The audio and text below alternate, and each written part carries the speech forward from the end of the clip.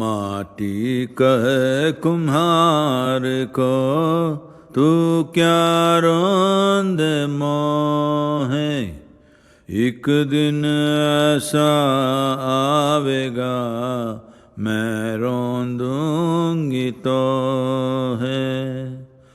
आए है सो जाएंगे राजा रंग फकीर, आए है सो जाएंगे राजा रंग फकीर। एक सिंहासन चढ़ चले एक बंधे जंजीर, एक सिंहासन चढ़ चले एक बंधे जंजीर।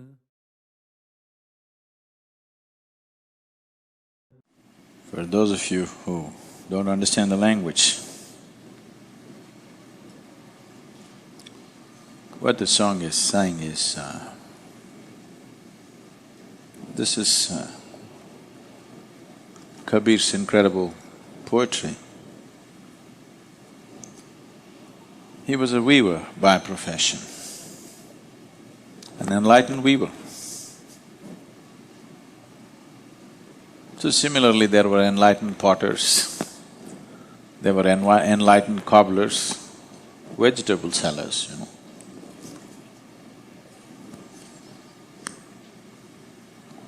all kinds.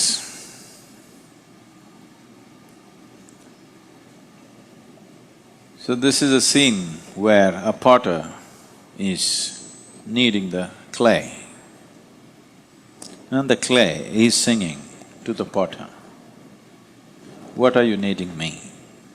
A day will come when I will knead you." And it doesn't matter who you are.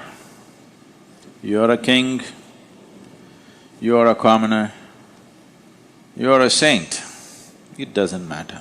Anyway, I will need you one day.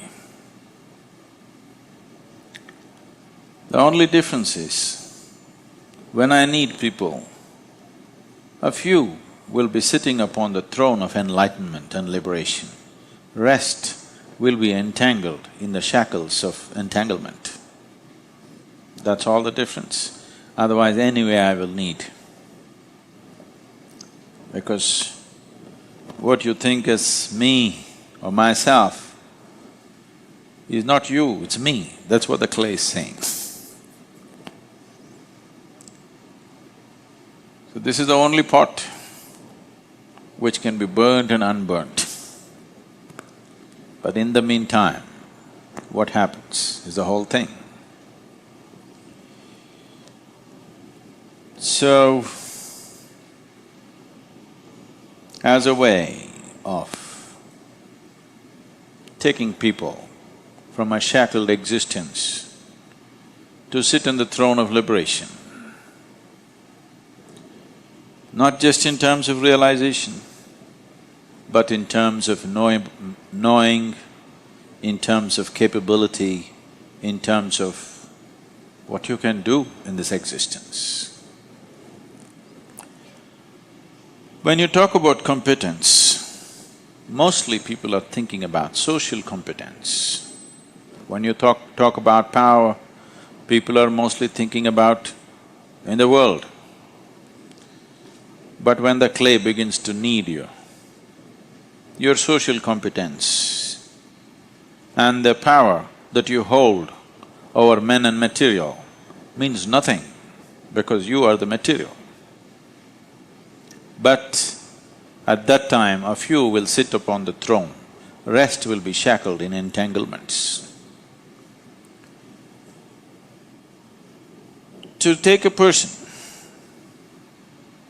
from this shackled existence to sit on the throne of existential power, not social power, not social competence, not psychological power, not psychological competence, not physical power or physical competence, to take a human being into existential competence, it should not be but generally is a long and arduous path.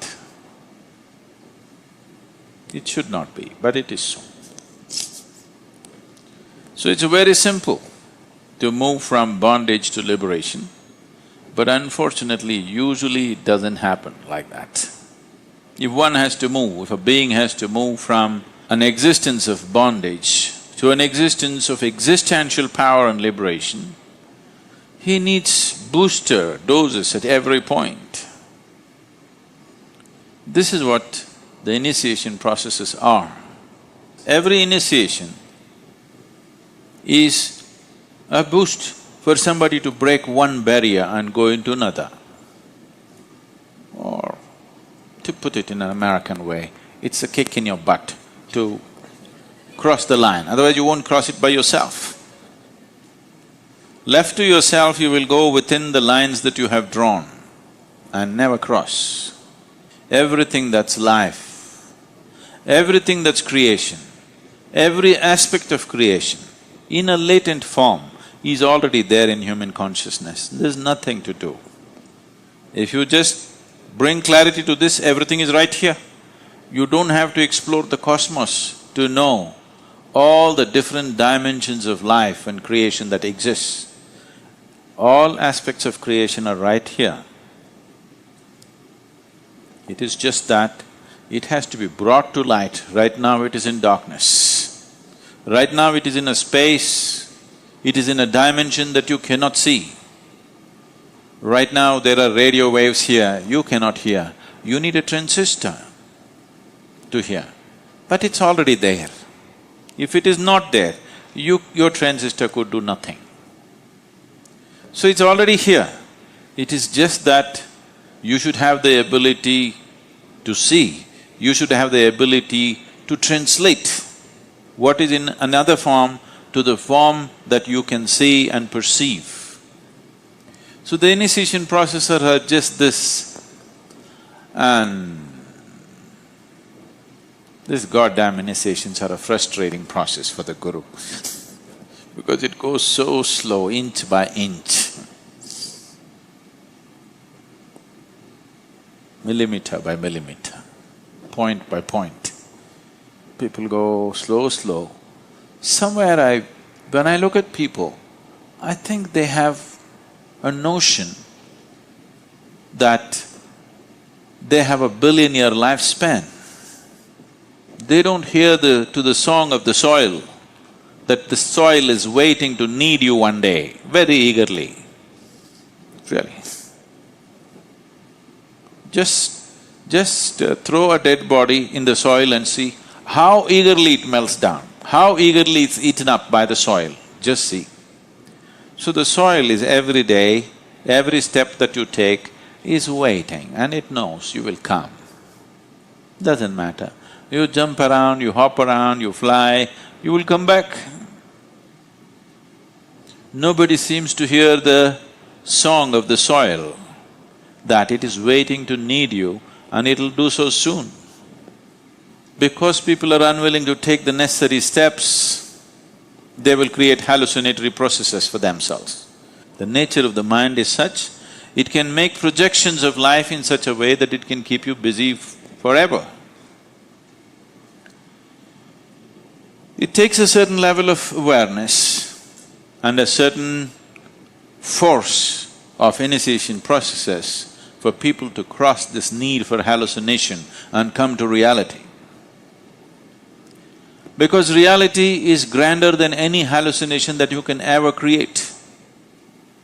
The wildest imagination that you have will be colorless compared to the dimensions of reality that already exists. Existence has more to offer than your imagination can ever produce. But you want to settle for your own stuff, this doesn't get you anywhere, but it makes you feel like you're really getting somewhere. This is not exploration of the existence. This is not mysticism. This is just the mischief of your mind. If you are happy with it, fine, nothing wrong. Nothing wrong in being limited, isn't it? just suffocating, that's all. So, either you must cross the barriers, the restrictions, the shackles of life yourself, or you must allow someone to kick you through the barriers. One of these things you must do, otherwise you can only celebrate limitations. Otherwise, you can just gold paint the prison walls and think you're in a golden cave. Quite wonderful it is. But it doesn't matter what imprisons you. Imprisonment is imprisonment. It's as simple as that. So, the finer the material that you employ to restrict yourself, the more dangerous it is, because to have an intelligence which cuts through the gold and makes you see bondage is just bondage, by then the aspirations of the clay might have been fulfilled. The soil might have found its target. You might not have, but the soil would have. So some will be upon the throne, some will be still shackled.